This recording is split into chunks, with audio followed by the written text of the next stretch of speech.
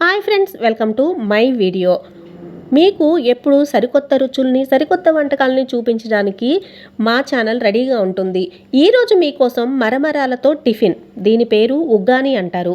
ఈ టిఫిన్ ఎక్కువగా కర్నూలు ఏరియాలో చేసుకుంటారు. అయితే మా తెనాలి సైడ్ కూడా మేము ఎక్కువగానే చేసుకుంటాం. మరమరాలు ఉంటే మరమరాలతో ఏం చేయాలి, టిఫిన్ ఏంటి అని మీకు డౌట్ అయితే రావచ్చు. అయితే ఈ వీడియో చివరి వరకు చూడండి. ఈజీగా టిఫిన్ ప్రిపేర్ చేసుకోవచ్చు. మరమరాల్ని ముందుగా వాటర్లో వేసి శుభ్రంగా కడుక్కొని వడపోసుకోవాలి. వాటర్ అంతా పోయే విధంగా ఒక వడగిన్నెలో కానివ్వండి, నేనైతే పిండి జల్లెట్లో వడపోసుకున్నాను. వాటర్ అంతా పోతుంది, కొంచెం క్రిస్పీనెస్ పోయి చిన్న మెత్తగా అయితే అవుతాయి.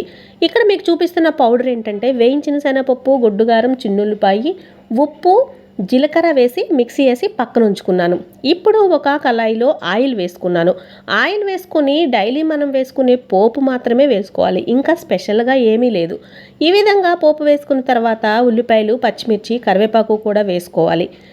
ఇవన్నీ మనం రోజు టిఫిన్స్లో వేసుకునేదే, కర్రీస్లో చేసుకునే. ఈ పోపు వేసుకున్న తర్వాత ఉల్లిపాయలు, పచ్చిమిర్చి ఇవన్నీ వేసుకొని, ఉప్మా పోపేనండి, సేమ్ ఉప్మాకి ఏ విధంగా అయితే మనం పోపు వేసుకుంటామో అదే విధంగా పోపు వేసుకొని ముందుగా నానబెట్టి రెడీ చేసుకున్న మరమరాల్ని అందులో వేసుకొని కలుపుకోవాలి.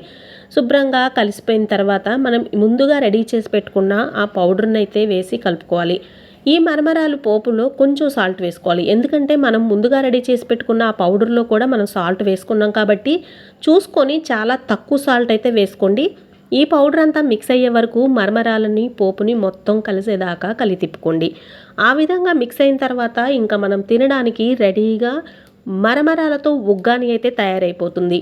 ఇలాంటి టిఫిన్ మన ఇంట్లో పిల్లలందరికీ వెరైటీగా ఉంటుంది.